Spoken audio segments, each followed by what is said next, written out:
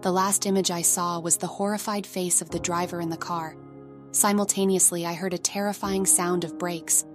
I told myself, I'm going to die. I flew over the vehicle and was dragged under the wheels of the car behind that one. At that moment, I saw the scene from above, in 360 degrees spherical vision, but without realizing that this scene was about me. I saw disturbed onlookers, a crowd, and heard the shouts and howls. I was thinking, why are they getting disturbed? Then I moved and saw my parents run up to the bridge. I said to myself, why is Mom in slippers? She looks distraught. There's something bad going on. Oh, hey, there's a wrecked car and some feet sticking out. Then I saw a young man I knew who was watching.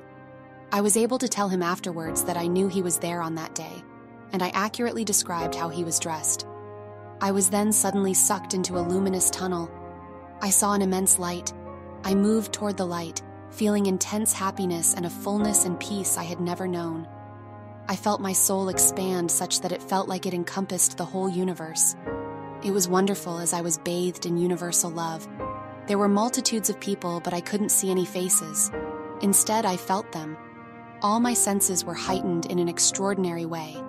At that moment, I never wanted to go back or to leave this happiness. Then a magnificent lady, who was dressed in a luminous white dress, was standing in front of this great halo of light. I was sucked into this light.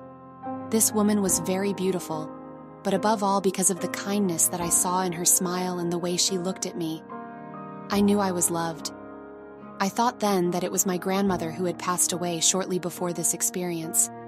She seemed to be fully listening to the person behind her whom I call the luminous star. I wanted to move forward, but she stopped me by waving me back. It was a very painful rejection that stayed with me for several years. I insisted, without using words, that I wanted to stay with her. Words weren't necessary. She listened to the luminous star who seemed to speak to her, but I couldn't hear it. Then she told me, "You still have things to do on Earth. You must go back." At that moment, I saw, as in a kaleidoscope, a kind of flashback movie showing all the moments of my life where I had not loved enough. There were some very concrete situations, but I can't remember exactly. What I remember is that all of those moments were like hot mud thrown in my face. It was very painful, so I begged God to stop this torture. I made a last prayer in what I thought was the kingdom of the dead. If you save my life, I promise to make up for all these moments and to love more. At that moment, I opened my eyes and saw the stretcher bearers place me in the vacuum mattress. I was dazed and didn't speak. The police and firefighters told me that I should have died under the circumstances. They couldn't believe that I only had a few broken bones, bruises, and head trauma. For 2 years, I had nightmares upon hearing the sound of the brakes. But each time, like a reassuring hand, the memory of the lady soothed me. Then I wrote a note to my mother who told me that from what I had written her, she thought that I had seen not my grandmother but the Virgin Mary. I couldn't tell anyone else, as I feared that I would be mocked, except I did tell my husband 10 years later. This brief moment of a few seconds is unforgettable. It helped me greatly in the following years to endure significantly painful ordeals. I had another serious accident that resulted in multiple transplant operations and 1 year of rehabilitation. I experienced the loss of our first baby. I had 2 acute pancreatitis attacks 2 years apart during the period of postpartum. I had several hospitalizations in intensive care. I have experienced 5 births and the departure of my grandfather, and then of my father. Before this experience, my life was a black and white movie. Afterwards, it was a movie in color. Each encounter and the words of the gospel took an unexpected meaning in light of this experience. My faith was strengthened. I even thought I was called to religious life. Then I met my husband, who also had an intense inner life. I understood that we would be judged on love, as St. John of the Cross says, and that our life is only a trivial passage, but especially it is not real life. True life is blissful eternity, but we can begin to live this eternity right now. As I understood a few years later, it is no longer necessary to die to know or relive this experience. By loving here on earth, we explore the heaven of our soul and live the communion of saints in the anticipation of the kingdom of God. I was able to relive those brief moments in the slums of Calcutta in 1987 to 88. I felt the sweetness of an extraordinary harmony among children who dying of hunger. They understood what true life really is. I also relived this experience during certain Eucharistic communions. Each Eucharist brings me closer to those who have left. Finally, 7 years ago, during another experience of being comforted, while discouraged, I was driving my car. These experiences that for me are signs from heaven have strengthened my faith. I am now 54 years old, a committed Catholic, mother of 5 children, ages 13 to 26. I have a traveling companion in the form of a luminous being, the God of life who is always with me. This story was shared by Estelle D. and happened in 1982. Story 2. I was 1 year old and fell from the metal climbing structure at the playground. All my life I have regarded this very unique experience as my very first memory. It is my oldest memory, and yet it is very vivid. I don't remember the events leading to my experience, but I remember the experience very vividly. I was not unconscious, but I would rather describe it as being superconscious.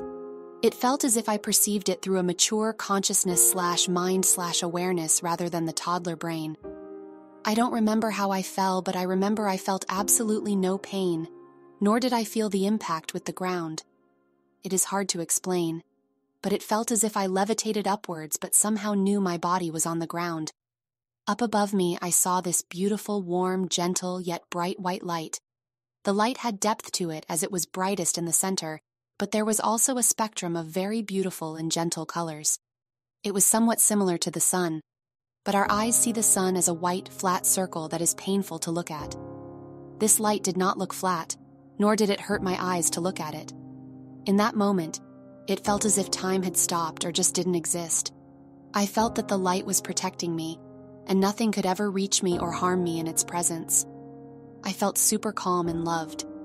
It wasn't like the love between humans, which involves various different emotions. This love was unconditional and serene. I was levitating towards the light. At the same time, I had knowledge that I was dead. I did not have a word for the concept of death. I had this strong perception that my life had ended, and I was returning to where I originated from. I saw my life on Earth as a split second and a tiny fraction of what I was supposed to live. I thought to myself, the equivalent of, was that it? No, this cannot be it. At that moment, I had a clear understanding of who I was on a fundamental level. I am not talking about earthly attributes like gender, race, or ethnicity. I am talking about the spirit me, for lack of a better term. I wasn't a human form, nor did I have an age. I just was. For the sake of explaining this experience, I am writing everything in linear order. However, all of this happened simultaneously. It is hard to explain. I saw a preview of the life I was meant to live. It all made sense, but I don't remember the details. I had a choice to either go towards the light or enter right through it, but I would have not been able to return. As pleasant as this place was, I wanted to continue my earthly life. I was supposed to become someone and was aware that I hadn't even started this yet. As per my wishes, I returned. Then the light started to fade, and I saw 2 men walk towards the jungle gym. I initially saw them from the perspective of an observer on the side. A moment later, I was looking at them from the perspective of my body, which was on the ground. The one man was my father, and the other one was a family friend. Oddly enough, I could tell that they weren't too worried, but they felt a bit guilty. Although a toddler, I could understand just how young they both were. They seemed like just boys to me, although they were in their late 20s and early 30s. I was conscious when my father picked me up, but after that, all my memories fade. I do not remember anything after that until I was a bit older. The experience felt as if I awoke for a short moment from toddler consciousness, but then fell asleep, for lack of a better term, into toddler consciousness again. Later on, when I was about 3 years old, I started experiencing dreams. The dreams were a unique experience for me. All of a sudden, I remembered the moment I saw the light as a memory of its own category. It was neither a dream nor a waking moment memory. It was as real and even more real than real. I didn't know what to do with the memory, but knew that somehow I would ask about it when the time was right. As I was growing up, I didn't think much about death, but I have always known about it. despite the fact that people assume children are not aware of this reality. For many years, I didn't know what the experience meant. I could not understand why I had such a clear understanding at that age, but had early toddler memories from the following years. This became increasingly confusing to me, and as time passed, I developed this belief that I must have been reincarnated. If I had been an older child who died and was reincarnated, that would have explained the chronological issue. I had started to doubt that maybe I got the part about the men confused, and maybe that was my father from another life. I was determined that one day I would figure out who fell, and if a child indeed died after falling at the playground. I am now 34 years old. Only last year I had decided to ask my mother if she remembers the event. I described it and named the people who I thought were there. She confirmed the event and said that I had fallen and hit my head. On Earth, this would have amounted to seconds, yet I felt as if I was out for an unmeasurable amount of time. What I witnessed and experienced does not match in duration to the duration of me falling and being picked up. I received the confirmation that it was me who fell and that I wasn't reincarnated. I don't talk about the experience much because I find that people just don't get it, or they get frightened by it. They hold on to their limited materialistic view and try to explain my experience as an optical illusion. To that extent, I understand them because they can't possibly imagine it. I know it is not an optical illusion. I am, however, very willing to share it with people who are open-minded enough to listen. This story was shared by Anelia G. and happened in 1987.